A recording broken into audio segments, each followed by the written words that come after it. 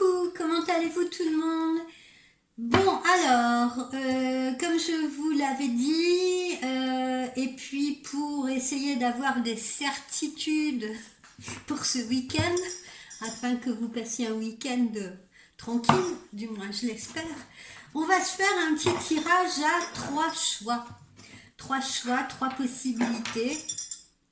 Donc vous vous concentrez bien sur l'une de ces pierres, celle que vous aurez choisie. L'agate de l'arbre, l'hématite et ma petite pierre fétiche que je vous avais déjà montrée, voilà, et dont je me sers habituellement pour mes voyances.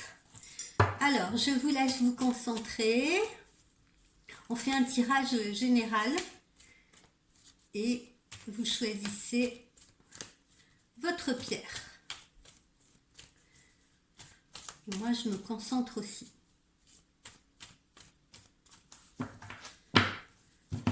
Allez, on va commencer par l'agate de l'arbre. J'espère avoir assez de batterie, sinon on le fera en 2 ou 3 étapes. On va la mettre là pour que vous la voyez quand même. Voilà, concentrez-vous, concentrez-vous. Qu'elle vous hypnotise. Regardez-la bien.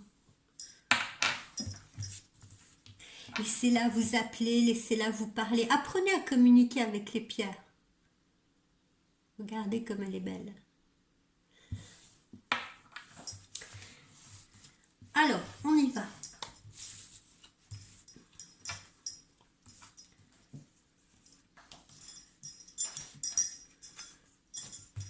Pour les gens qui ont choisi l'agate de l'arbre, alors voyons ce que l'on nous dit.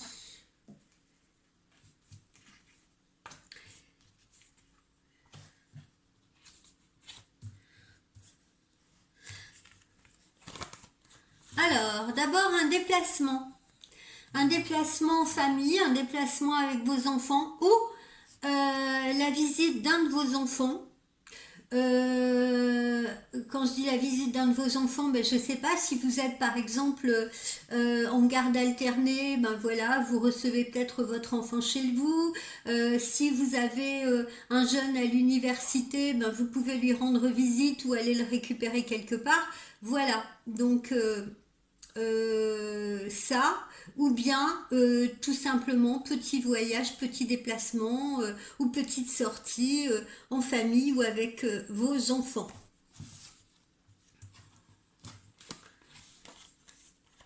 Ouais, vous voyez, on a des notions de déplacement, hein. Donc ça peut être pour aller récupérer un de ses enfants, ça peut être un de vos enfants qui vous rend visite, ou ça peut être une escapade avec l'un de vos enfants, ou avec vos enfants au pluriel, parce que vous pourriez aussi en avoir plusieurs. Alors, poursuivons.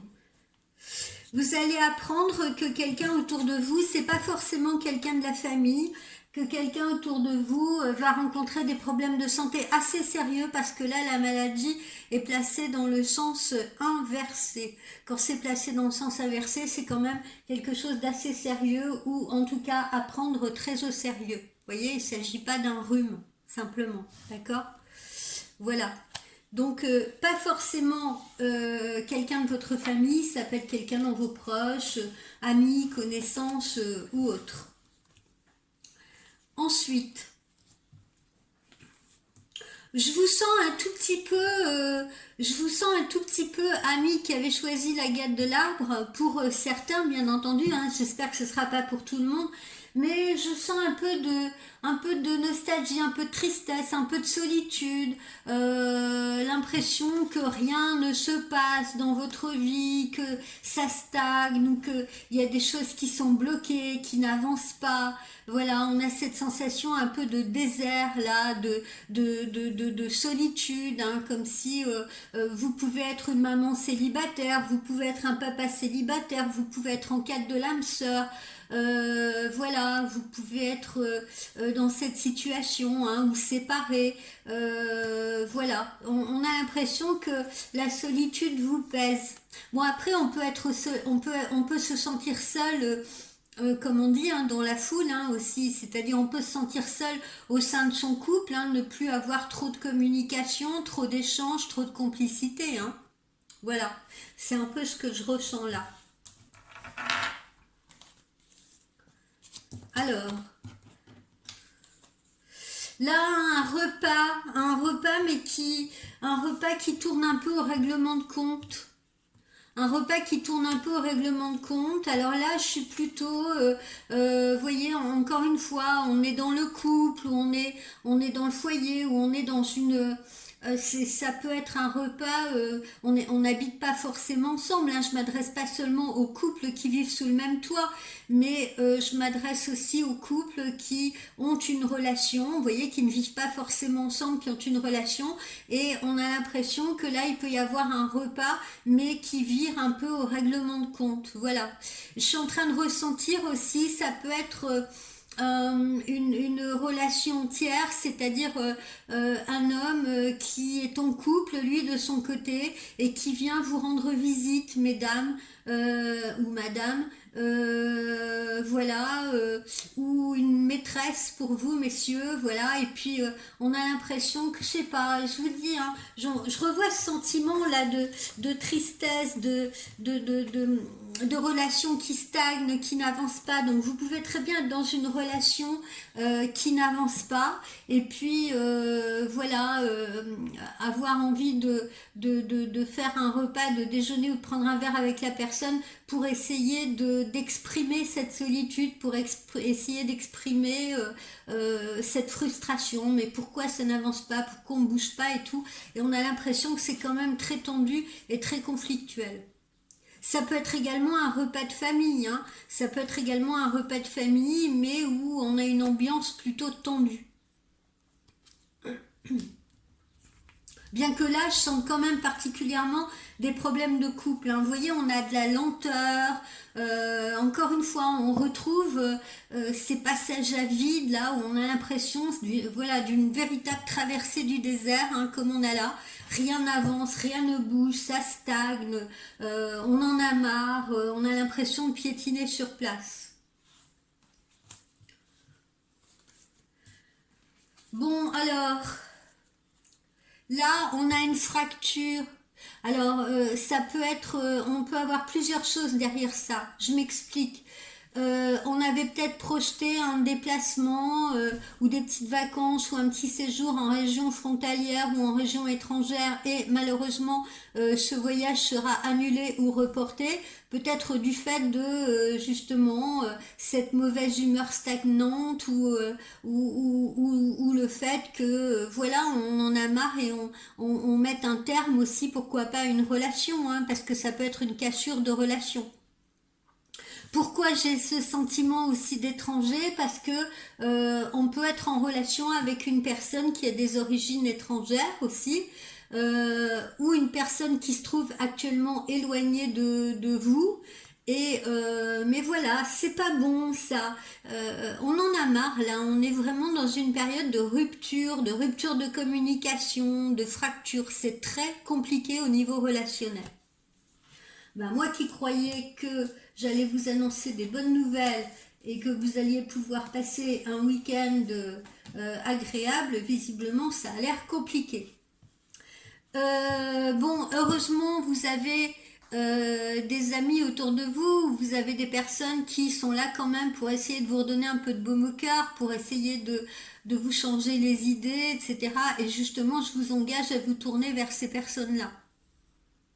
Parce que vous aurez besoin de vider votre sac un petit peu, vous aurez besoin de vider votre cœur, voilà. Et surtout de vous changer les idées. Donc de partager quelque chose avec vos amis que vous ne partagez pas justement ou dans votre couple ou à la maison. voyez, hein, on a cette notion de procédure, hein, c'est pour ça que je réévoque des personnes aussi qui possiblement sont en instance de divorce, sont en instance de séparation. Voilà, hein, là vraiment j'ai l'impression d'être centrée sur des problèmes de couple, sur des problèmes familiaux, sur des choses comme ça à gérer. Très compliqué.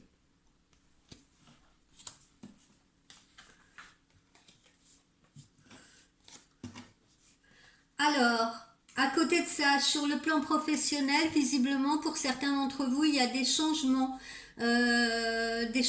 à venir, avec peut-être justement, voyez, nouveaux postes professionnels, assortis de formation, de compléments de formation, voilà.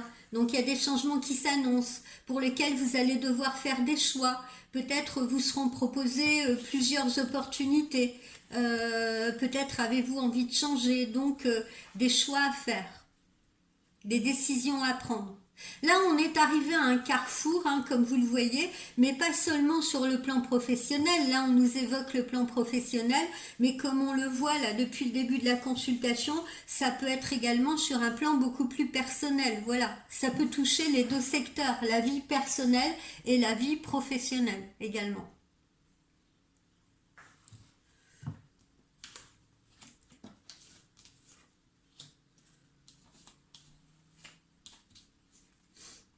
Alors, on va quand même aller sur une note positive puisque comme vous le voyez, bon, je sais que pour certains ça va peut-être paraître un peu long, mais on nous donne deux saisons, on nous donne le printemps, on nous donne l'automne, donc il se peut que ce malaise perdure jusqu'à la période de la rentrée, période à laquelle visiblement pour certains, vous allez faire une nouvelle rencontre ou alors l'amour va à nouveau éclairer votre ciel.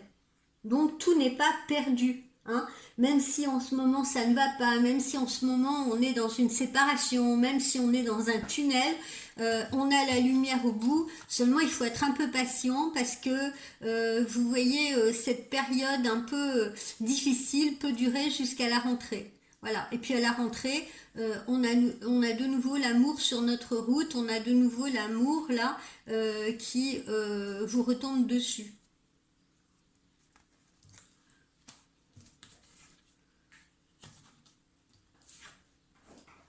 Alors, comme on l'a vu là, très prochainement, changement professionnel pour certains, signature de nouveaux contrats, signature d'avenants de contrats, changement de poste, peut-être mutation pour certaines personnes. Voilà, hein, on a bien également donc ce fameux croisement là, cette croisée des chemins où on doit faire des choix, qu'ils soient personnels ou qu'ils soient professionnels. Donc il y a quand même des choses positives, hein, puisque même si là on est dans une période un peu de stagnation, on a l'impression d'être dans la traversée du désert comme je l'ai dit au début, ça ne durera pas. Hein, puisqu'après on a les choses qui se, on a les, comment dire, oui, les choses qui se remettent en mouvement, vous voyez, on repart dans une phase de construction ou de reconstruction ou d'évolution pour certaines personnes, d'accord.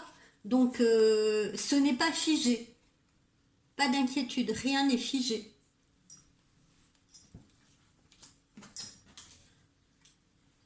Alors on retrouve ce problème de santé là, pas pour vous, hein, encore une fois, pas pour ceux qui m'écoutent, c'est-à-dire pas pour les consultants qui m'écoutent, mais surtout pour quelqu'un autour de vous, personne qui peut être dans votre famille, qui peut être dans vos proches, dans vos connaissances. Hein. Voilà. Si vous, consultant, vous rencontrez des problèmes de santé, ils seront mineurs, ils nécessiteront un traitement. Mais à côté de ça, n'oublions pas qu'on a vu au départ aussi quelqu'un qui, là, pour le coup, est dans votre entourage et qui cette personne, elle, rencontrera des problèmes beaucoup plus importants sur le plan de la santé.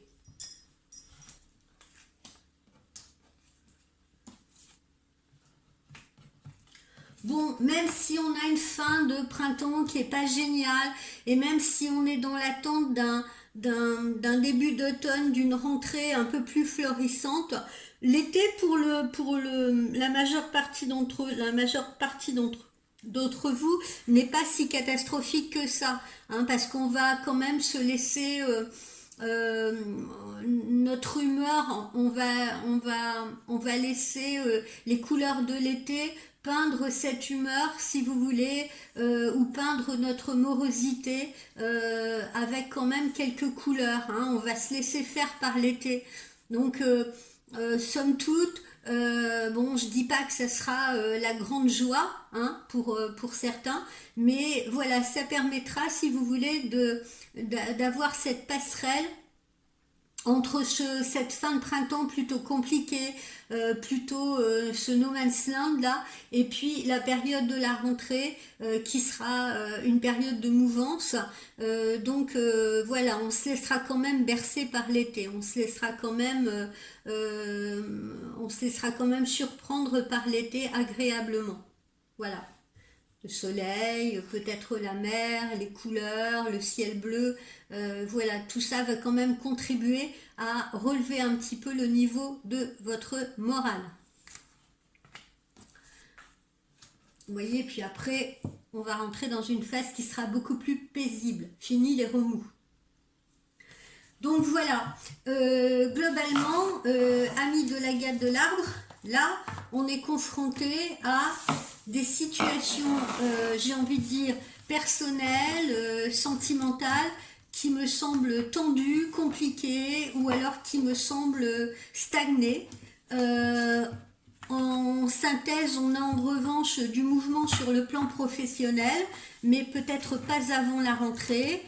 Et voilà, ben comme on dit, il faut que les choses se fassent, hein. Il faut donner du temps au temps et il faut être un petit peu patient. Voyons ce que nous dit le petit oracle de Lucie.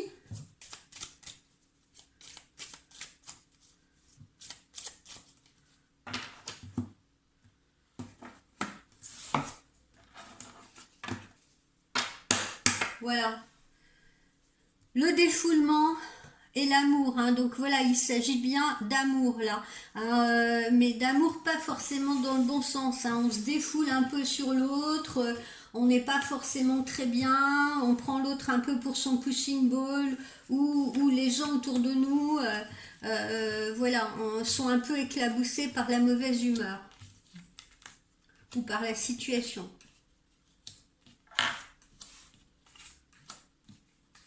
Donc le thème, c'est bien l'aspect sentimental. Vous voyez, on est à un passage. On franchit une étape en ce moment. On franchit une étape.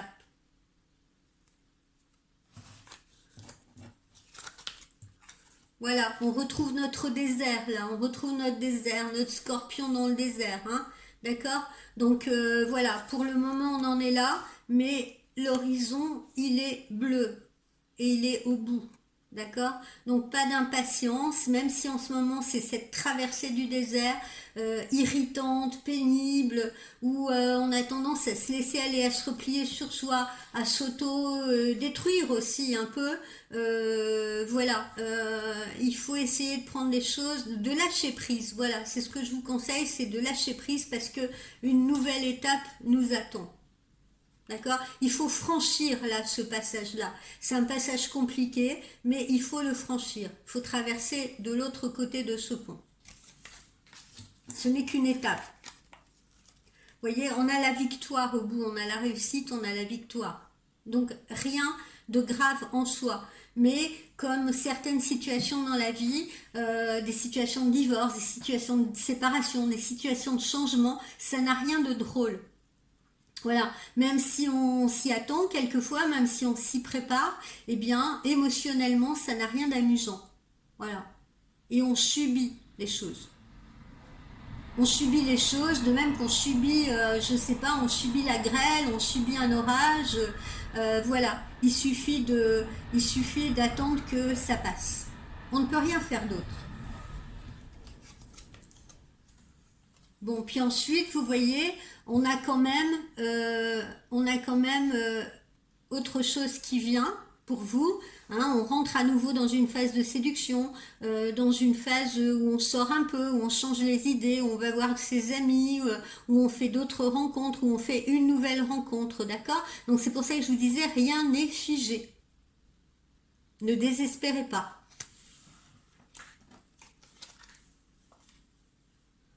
Vous voyez, là, il y a de la colère en vous, il y a du ressentiment, il y a de la frustration, ce que je vous ai expliqué il y a quelques minutes.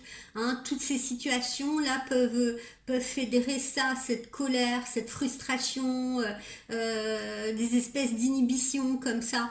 Et il faut que cette colère-là, elle passe. Et il faut que cette colère-là, elle sorte. Voilà.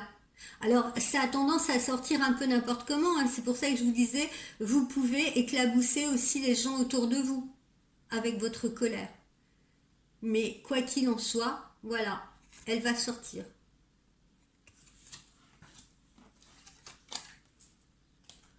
Voilà. On se libère de l'autorité, on se libère des liens, on se libère de ce qui nous entrave. Voilà. Et il faut passer par ces moments-là. Hein. Et encore une fois, là, hein, je pense on est dans tout ce qui touche au sentimental, dans tout ce qui touche aux situations qui stagnent, qui ne bougent pas, dans tout ce qui touche aux séparations, à des relations qui sont compliquées, voilà, qui ne sont pas fluides, voilà. Et il faut parfois justement savoir se libérer de ces entraves. Et c'est ce que vous ferez. Alors émotionnellement, comme je vous disais, c'est délicat, c'est pas facile. Voilà, on vous dit de vous mettre en connexion avec l'univers, de prier. Peu importe ce en quoi vous croyez, vous pouvez prier l'univers, vous pouvez prier la lune, vous pouvez prier Dieu, vous pouvez prier Bouddha, vous pouvez prier ce qui vous fait du bien. Voilà, et vous serez entendu, en tout cas. Les énergies vont tourner. Mais là, on vous dit de garder la foi également, d'accord? Foi en vous, foi en ce que vous êtes en train de faire, foi dans un futur qui sera plus clément. Voilà, ne restez pas repliés sur vous-même. Ne vous faites pas de mal, ne restez pas dans cette situation, ne faites pas comme ce scorpion. Ne vous automutilez pas, ne restez pas dans une situation qui ne vous convient plus. Hein. On vous l'a dit, libérez-vous. Vous avez de la colère, exprimez ce qui ne va pas, et puis attendez-vous à un futur meilleur. Vous y avez droit et vous le méritez. Donc laissez l'orage passer au-dessus de votre tête. Voilà pour les amis de la Gade de l'Arbre. Non, allez, je vous fais encore un petit truc. Je vous fais un petit ange de l'amour pour voir ce que ça nous dit.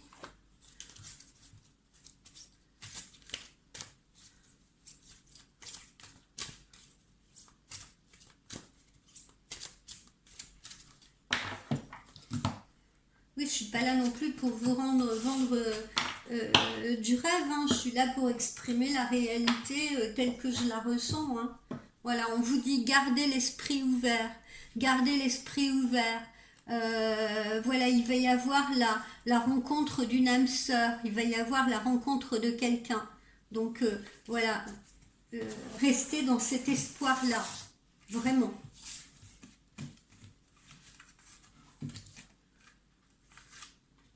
Et on n'est pas obligé de rester emprisonné dans ce qui ne nous convient plus. Voilà, on vous dit restez optimiste pour votre vie amoureuse. Vous voyez, je n'invente pas. Restez optimiste pour votre vie amoureuse. Voilà, donc signe qu'il y a bien quelque chose qui va arriver. On vous dit également attention au drapeau rouge. Ça veut dire quoi attention au drapeau rouge? Eh bien c'était juste ce que j'étais en train de vous expliquer. Ne restez pas prisonnier d'une situation qui ne vous convient plus. Et puis méfiez-vous. Méfiez-vous parce que vous pouvez très bien être avec une personne qui vous ment. Avec une personne si c'est compagnon ou compagne, mais ça peut être aussi des personnes aussi autour de vous qui ne sont pas bienveillantes avec vous. Voilà, on vous dit d'être vigilant.